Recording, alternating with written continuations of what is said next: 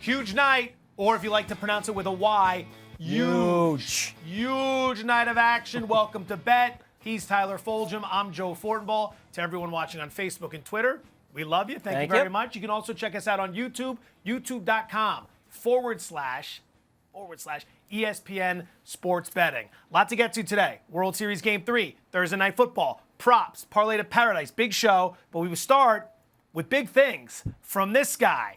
It is October 22nd. You are still alive in the Eliminator Challenge. I'm a survivor. I ain't gonna get. Oh, I guess it's Eliminator, not Survivor. You know what? When you keep picking them like this, you can sing as much as you would like to sing, my friend. Interesting. So what did we do last week? Where'd we go? I'm guessing that I picked on either the Jets or the Giants last week because that's been my strategery for the Eliminator Challenge. And what do you know? I picked on the New York Football Jets taking on the Miami Dolphins. Dolphins handle them easily. And look, that's been the way I've survived 6 weeks, eliminated 6 weeks in advance, so to speak. So for week 7, here's my issue. Let me jump in on this real quick. I like this. This is the type of in-depth thought that I'd like to believe NASA and the government had to use in order to get the rover to Mars. Sat there and they thought, how are we going to get this thing on Mars? Bet against the Jets and the Giants. They stink. That's fantastic. It works. But I didn't even realize I started with the Jets 3 times and then pivoted to the Giants for the last 3. And then came back to the Jets for the Miami game. So last week you also advised people to stay away from who? Was that a good piece of advice? Who did I? I feel like we don't even remember. Yeah, it was it the Titans maybe? It might have been the Titans, and I don't know if that worked out. That was a dicey game against Houston. Yeah, it didn't work out. We didn't win that game, but it was very, very dicey in overtime. So this week, what are we thinking? It's going to be very difficult to fade the New York team. I'll write this down so I remember. Yeah, I can't fade the New York teams because we have the Bills playing the Jets, and I already used that matchup in week 1. And do I want to trust the Philadelphia Eagles against the Giants? I want to, but I won't. Joe Fortenbaugh. Shaky. Even though they're getting Lane Johnson back, Desean Jackson back, and I do think they are the better team than the Giants, still a shaky proposition. So I'm going to stake my Eliminator life on a team that has won just 1 game so far this season. Shut your mouth. I will not. I will open it big, wide, and I'll tell you, the LA Chargers, who are, I believe, 7.5, more than touchdown favorites. The LA Chargers, led by Justin Herbert. Go Chargers, go. They're matching up with the Jacksonville Jaguars, a team that has allowed their last 5 opponents all to score at least 30 points. Jaguars stink. We talk about Dallas having a poor defense and some of the other teams around the league. The Jags are right up there. So I think Justin Herbert, with the way that he's playing, it looks like Keenan Allen is going to play as well. Big day for that offense. And I just don't trust Gardner Minshew and co. to put points on the board against Anthony Lynn's defense. Chargers also off the bye. Herbert's been great. They've blown double-digit leads to great teams. Kansas City, New Orleans, their losses are all against good teams. Gotta close at some point. Who is the team that you are going to be avoiding this week? It's my squadron. I'm going to avoid the LA Rams. So there's a SoCal theme here. I am betting on the LA Chargers. I'm going to avoid the LA Rams. Even though they're almost a touchdown now favorite at home on Monday night against the Bears, Joe, it scares me a little bit because the Bears have the recipe. They have the scheme and the personnel to make life difficult for Jared Goff. We know Goff, when he feels pressure, is a far worse quarterback than when he operates from a clean pocket. And with Khalil Mack, with Hakeem Hicks, with Roy Robertson-Harris, with Robert Quinn, that just slew of guys they can run on that defensive line led by Chuck Pagano's play calling and scheme. I don't know if I like the Rams as a huge favorite in that game. They're 6 points favorites, and I don't know if that's necessarily right with the way the Bears have played Sean McVay's offense in recent years. If the Bears are tired of being disrespected, go win this game. Okay, go win this game on Monday night. Good point. I hate this game. I was eliminated in week 1 like I am almost every single year. I'm terrible at Eliminator. So I decided this year I was going to go ahead and just pick losers. I was done trying to pick winners. I was going to play my own game, pick losers. And then I picked a winner last week. Like a loser. Denver, they were, I think, 9.5-point dogs. I was like, this one's so easy. I'm not going to put any thought into this. The Patriots will steamroll the Broncos, and I'll advance, and I'll make this thing look good. And then the Broncos won, and then I realized a couple days later I blew the bit. So I don't know. Who loses this week? Cardinals. Cardinals lose this week. Yeah, I decided, you know what, I'm not even going to look for the obvious stuff anymore. I'm not even going to look for the big spreads. I don't like the Cardinals this week because of the situation. Seattle is off a bye, very well rested. 2 weeks to prepare for Arizona, who's on the short week, having played Monday night at Dallas, which was almost essentially a bye with the way they blew them out in that game. But I will say that I'm going to pick the Cardinals to lose. Not really going out on a limb, but not taking my usual Oh, it'll be New England. The Denver will get rolled. What a stupid pick. I stink at this game. You shouldn't. I can't win either way. I can't believe the Broncos lost. You should have doubled down on the Broncos this week. Should just go back at them? The Chiefs. I don't know if you can, in your game, I don't know if you can double down in your game. The rules aren't really really set in stone, so to speak. All right, here's the recap. Tyler's the one you want to follow. Don't even bother with the garbage you see at the bottom. That's me figuring out how to just be a part of this bit. Tyler's world, I'm just living in it. Okay. Stay away from the Rams. Ride the Chargers against the Jaguars. That's right. All right? All right, so we have a Monday Night Football game tonight. We would have a Monday Night Football game tonight if tonight was Monday. Turns out tonight's Thursday. But football, still game. Football tonight. Regardless, I'm twisted up because people hate these two teams. They hate these two teams. They hate this division. Dallas, Washington, the Giants, and Philadelphia. They're taking heat all year long. It feels unnecessary to me. I don't want to stand for the slander. You know, Joe, I feel like most talking heads on sports networks today are getting in front of the camera. They're turning to America. Like you right now. Exactly. And they're saying, this game stinks. It's garbage. Each of these teams has just one win. The Eagles have a tie, for crying out loud. You know what my mother told me? You know what Mama Fulgham told me? And I'm sure Mama Fortenbaugh told you the same. If you don't have anything nice to say, don't say anything at all. Well, here's the problem, Joe. We earn our living. We put clothes on our back by talking about these games. We have to. So I challenge you right now and myself here on Bet, Fortenbaugh and Fulgham. We have to say... The F&F connection. That's right. We have to say only nice things about the Giants and Eagles while we discuss this Thursday Night Football tilt. Only nice things. If one little shred of negativity comes in, Mama Fortenbaugh or Mama Fulgham's going to slap us upside the noggin. All right. I like where you're going. I don't know if this is going to catch on. That's a lot of words. The IYDHANTS segment. It works for now, though. I'll give you something. Okay. Giants punter Riley Dixon is averaging 45.1 yards per punt this season. That's better than 10 other punters in the NFL. Wow. Riley Dixon. I got you, Riley. Impressive. I got you. That is good work. Special teams. That's a third of the game. Gotta be strong in that capacity. Real quick, I don't like that phrase. I don't think a third of the game is actually played on special teams. I really don't think so. I think special teams is 18% of the game, but it's not as catchy. You know what? Not like this. That was negative, but I'll let it slide because it wasn't specific to the Giants or the Eagles. It's like Ghostbusters 2. Yes, the pink slime got on me. I immediately got negative. Hey, how about Travis Fulgham, my cousin? Huh? He's averaging 2.87 yards per route this season, Brother Joe, which is fourth best in the entire NFL of any pass catcher, wide receiver, tight ends, running back, 2.87 yards per route run. He appears to be pretty good, and his last name is very similar to mine.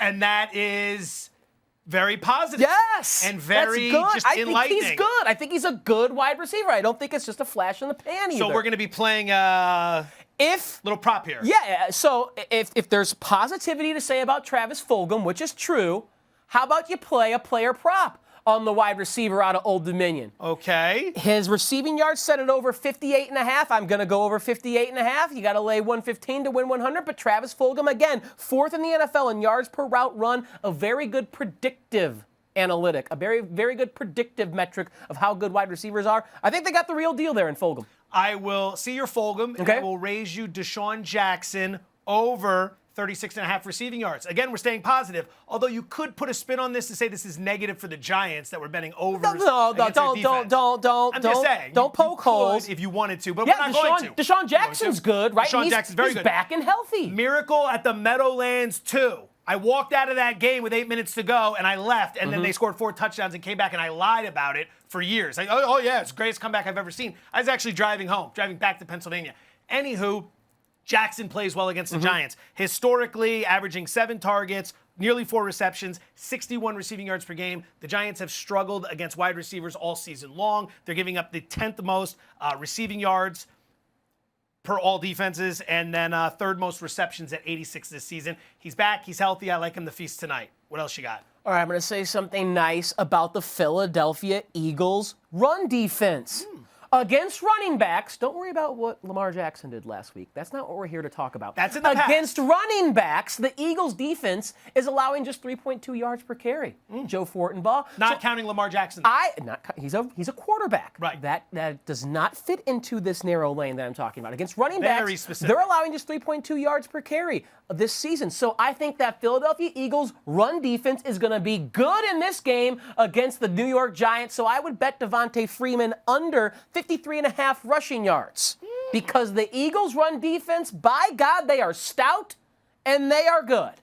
I will follow you up by going to the Giants side of the ball. Okay. Evan Ingram will go over 37.5 receiving yards tonight. Now, the Giants tight end has been targeted just 5 times with only 3 receptions over the last 2 weeks. I believe as a result, he is undervalued. The real key here is how poorly Philadelphia has defended opposing tight ends this season. Your boy Tyler Higbee trashed him in week 2. 3 tutties. George Kittle a few weeks ago trashed the Philadelphia defense. I think he had like Opposing tight ends- 190 yards in that game. Yeah, it just didn't end. That was It's outrageous. like at some point, it's like just put the whole defense on Kittle and let the Niners figure out plan B. Because I don't think they have catches one. for $187. I haven't even done that in Madden ever. I have never seen a plan A work so well as it did in that specific situation. But the Eagles have very much struggled to defend opposing tight ends. So some positivity for the Giants. Evan Ingram over 37.5 receiving yards tonight. All right, I've only talked about positive things for the Eagles thus far. All right, so another positive thing to say about Philadelphia, try the roasted pork at the Knicks. Oh, gabagool, it's delicious. I'm going to say something nice about the Giants here. A couple things nice about the Giants. All right, let's not go overboard. James Bradberry has been an awesome addition to that defensive secondary. Bradberry is the 5th-ranked cornerback according to Pro Football Focus this year. He has been awesome. He has been a true alpha shutdown receiver. So based on that, how about you throw this player prop into the pool? Because I do kind of like Travis Fulgham, and you talked about Desean Jackson. Why don't we say, because of James Bradberry, Carson Wentz goes under 247.5 passing yards? Okay, so We're really Fulgham can threading get the needle his, here. Deshaun can get his, but because of Bradbury, Carson's going to go under. So the quarterback will go under, but all of our receiving props will be going over. Well, I mean, you only need, 59 for end Fulgham, poorly. and I don't know what it is for Deshaun, but It's just a handful. just focus all of the targets and opportunities on those 2 and don't spread it out anywhere else. Okay, I said I was going to say 2 nice things, right? I got one more thing for you, Okay. though. The Giants have only been called for delay of game twice this season. Wow. There are only Discipline. 4 teams who have been called more times. Believe it or That's- not discipline. It's actually not good. But Cleveland, Arizona, Joe, that Pittsburgh, and teetered. Tennessee have all been called for delay of game more times. Those are all possible playoff Okay. teams.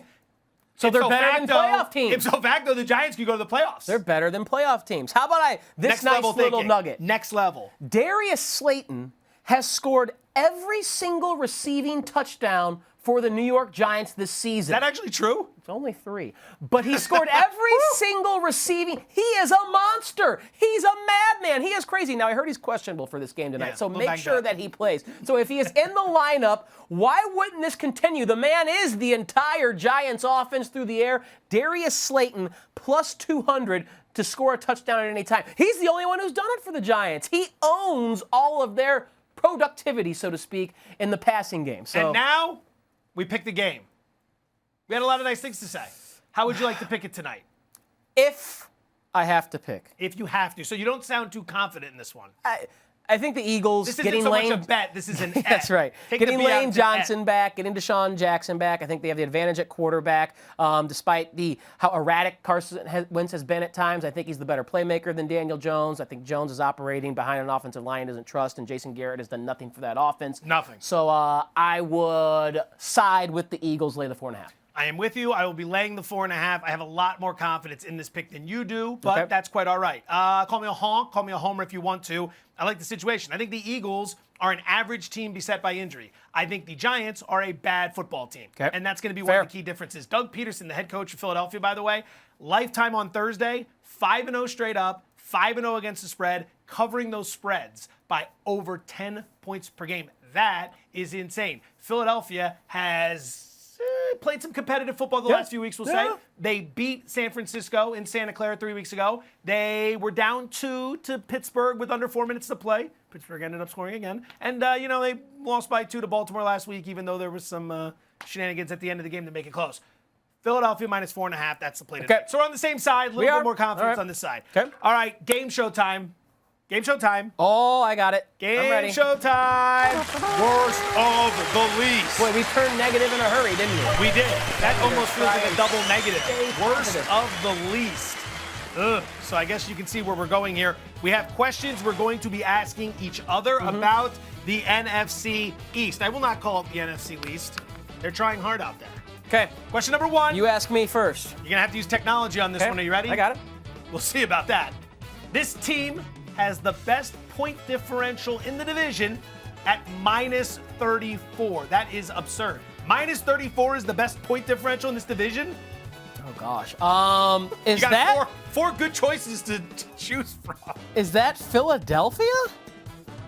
Look at the big brain on Tyler. It is Philadelphia. Yeah, all right. You should feel proud and good. Okay. All right, question for you, my friend. Take it As easy I on me, turn into please. Wink Martindale.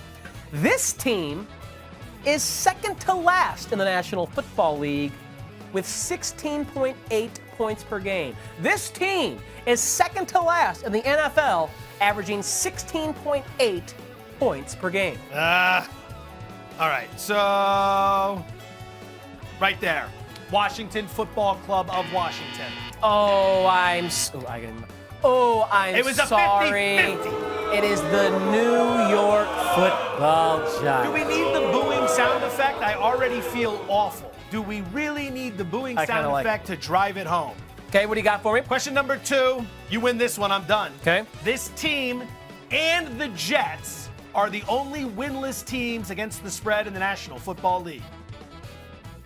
This team and the Jets. The Jets are going to be in all these categories. That, my friend, would be the Dallas Cowboys. Boy, that is that's an indictment on Mike. Here's what we're going to do. That's an indictment on There's Mike. one more question, right? Yeah, there's one more question. Don't even ask it. Triple points, don't even ask it. Triple you know points, why? double whammy.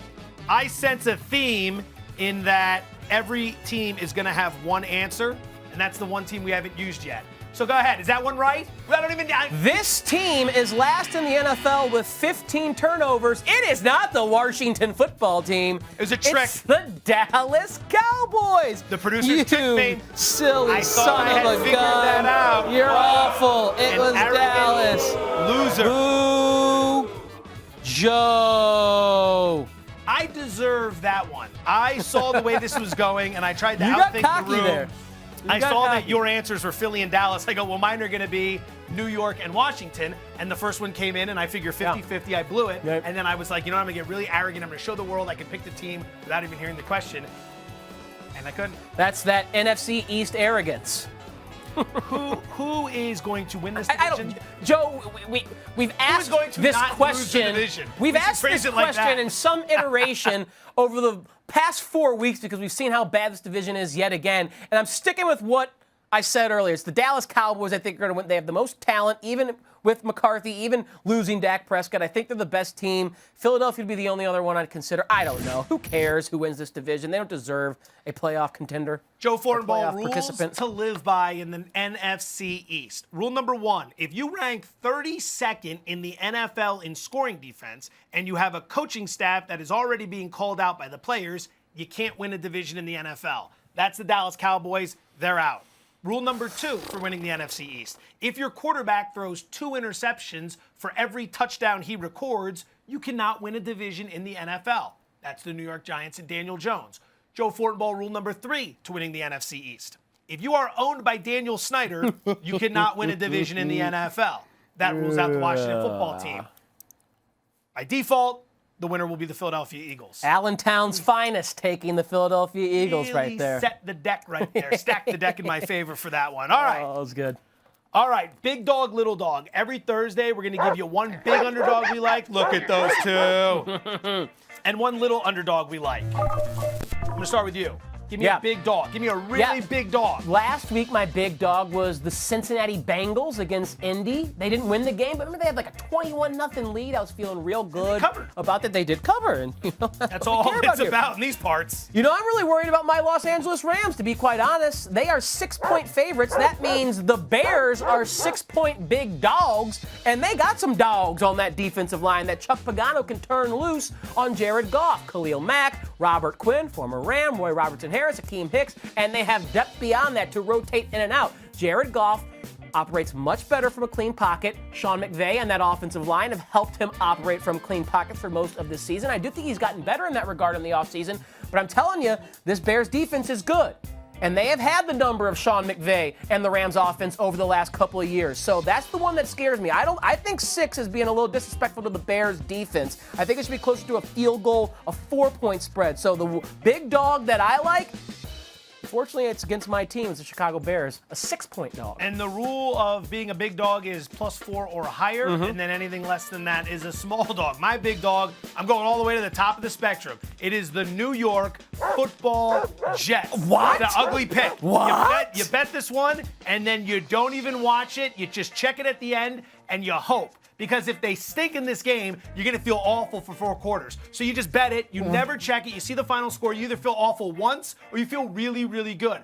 13 points is far too many points to be laying in this spot. Buffalo's a good football team. Very good football team. But look at the situation.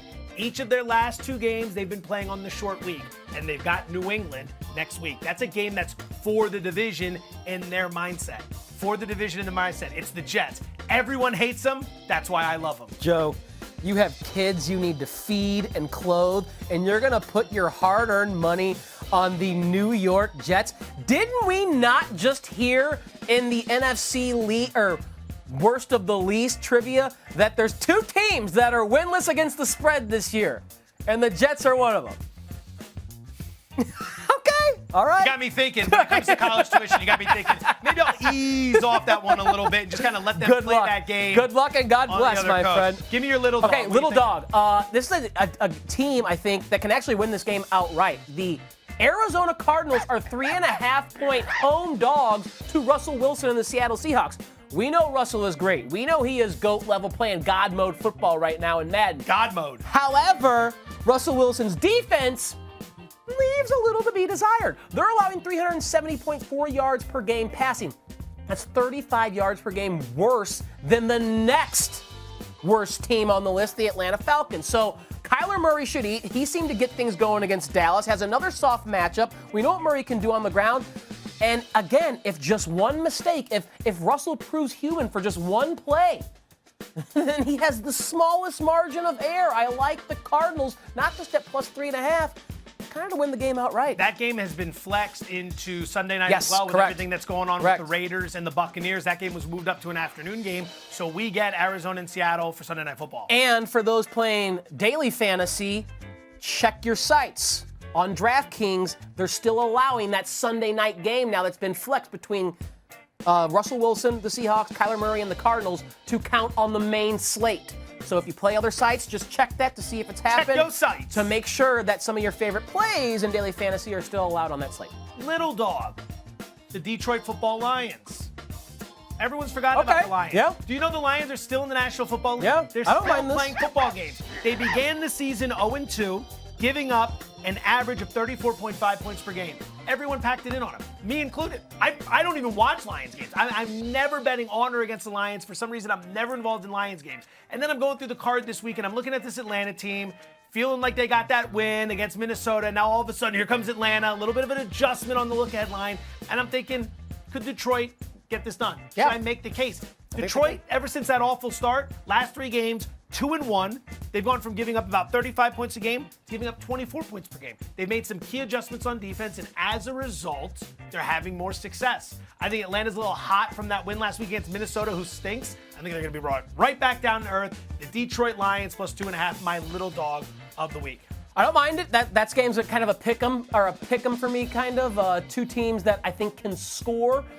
Should be a high-scoring game. That's a little teaser. Should be a high-scoring game. I don't think there's going to be a lot of defense in that game. The Falcon defense is terrible. All right, it is Thursday, and as we do each and every Thursday, get a load of that. Parlay to paradise. this is starting to become a depressing segment, but here's how we performed last week. Just takes one, Brother Joe. Yeah, it just takes one. Yeah, well, we only got one right last week. The way this works, Tyler picks 4 games every week, I pick 4 games every week, and then we bring in a special guest from ESPN who makes a bet.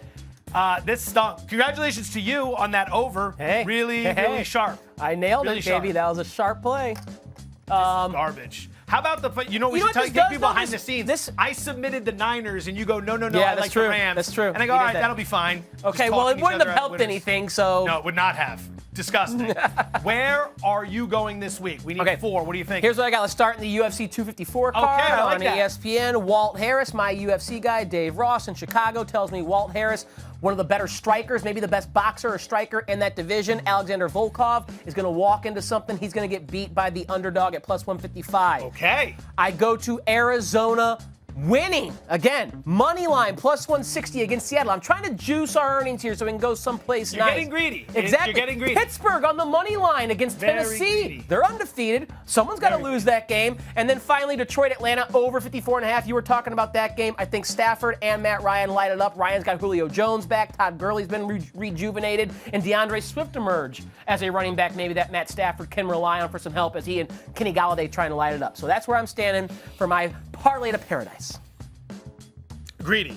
Yeah, I want. The word that comes out of there, want greedy. money. All right, here we go. For the college gridiron, Iowa State, the upset gods, plus 3.5 against Oklahoma State. Oklahoma State has not played in 3 weeks because of COVID-related stuff. Iowa State had that loss early in the season to Louisiana. Everyone packed it in on them. 3 wins since. TCU, Oklahoma, and Texas Tech. They're a good football team. They're the kings of the upset in the Big 12. That's where we're starting. New England -2 versus San Francisco. Bounce back for the Pats. Most ridiculous over-adjustment of the week. The Patriots might go down as my favorite bet this week. They were a 5.5-point favorite on the look-ahead line. They lost to Denver. The Niners beat the Rams. This thing drops all the way down to 2. Something doesn't feel right. It moves through the key number 3. Belichick off a loss, or the Patriots off a loss under Belichick, 52-27 against the spread. That's pretty good. 65.8% lifetime. Pretty good. Lifetime. So the Lions +2, we mentioned that earlier. That's going to be pick number 3 for me. I gave you all the reasons there. I like the way they're trending. And I put the Jets in there. Jets +13 against Bills. It's in there. So, wait a second. It could be the one that Wait a burns us. second. You're telling me my first class ticket to Bali Yeah. and drinks out of coconuts being fanned Big coconuts. by locals who call me King Fulgham. You're telling me that relies now on the New York Jets? It does, sir. Son of a biscuit-eating And bulldog. 8 other picks because it is a 9-way parlay. But yes, the Jets are involved. Special guest picker this week from ESPN's morning show, Keyshawn, J. Will, and Zubin Mahente. He's coming in with the Denver Broncos at +9.5. I like that. Coming in with the dog. Betting against Patrick Mahomes. What makes you feel better? Siding with the Jets or betting against Patrick Mahomes? I'm not even kidding. I like the Denver play better than the Jets play. The Bills have lost 2 in a row. They're going to want to win. All right. There Back it is. door, baby. 32K. Open that back door up. 32K. We can quit everything. Open that back door up, Sean McDermott and Can't actually Josh split Allen. everything 32K, split No. it 2 ways. Yeah. So there we go. Game 3 of the World Series. Rays evened it up last night. We were hot on that with some of the picks on Daily Wager. 1-1. Game 3 is Friday night, not tonight, but Friday night. It's going to be Walker Bueller versus Charlie Morton. This might be the best pitching matchup we get in the entire World Series, and that's saying something because you have a lot of good pitchers in the series. What are you thinking? I do like the Dodgers in this matchup. I would probably take Dodgers run line or take the under in this game with the pitching duel that we have. Go back a couple of episodes ago on Bet. I said kind of my dark horse pick for MVP of the series was Walker Bueller. You did And say I was laying out the way that happens, the paths to this becoming a reality. Split the first 2 games. Pivotal game 3 to take an advantage. Bueller is starting. And then if it gets to a game 6 or 7, that would be Bueller's assignment. And if he pitches well in game 3 and gets them a win and does it again later in the series so that they win the World Series, Bueller at +1,000 was my MVP pick. So again, I like the Dodgers. I like Bueller. The Dodgers were my pick to win the World Series. I like Bueller as a potential dark horse as an MVP in this series. I think he goes out there 6, 7, 8 strong for Bueller tomorrow. Nicely said. I'm going to gravitate to a piece that you threw in there talking about the run line. That's exactly what I'm going to do with the Los Angeles Dodgers. I'm going to lay the 1.5, which means the Dodgers have to win by 2 or more, and it's right around even money, some places +105. So rather than lay the big money with Walker Bueller and the Dodgers, win it by 2 or more, and you can end up getting a much better return on your investment. Bueller, as a right-hander going against the Rays, that's their weak spot. Yep. Much better against Yep. lefties than against righties. They haven't even been league average against righties. Flip side of this, the Dodgers mash right-handed pitching. Charlie Morton is going to be in a bit of a jam, in my opinion. He has been wonderful. I think this is where they get him. Yeah. Big explosive night for the Dodger offense. Dodgers -1.5 on the red line for Game 3. So you're liking that one as well. I like that so much better than your Jets confidence in the New York Jets. I hope the Jets cover. I hope they win outright. I don't want them to win outright. I'm married to a Bills fan. That would be a huge problem for me. Bills by 6, and then I can Jets. come in and celebrate all day.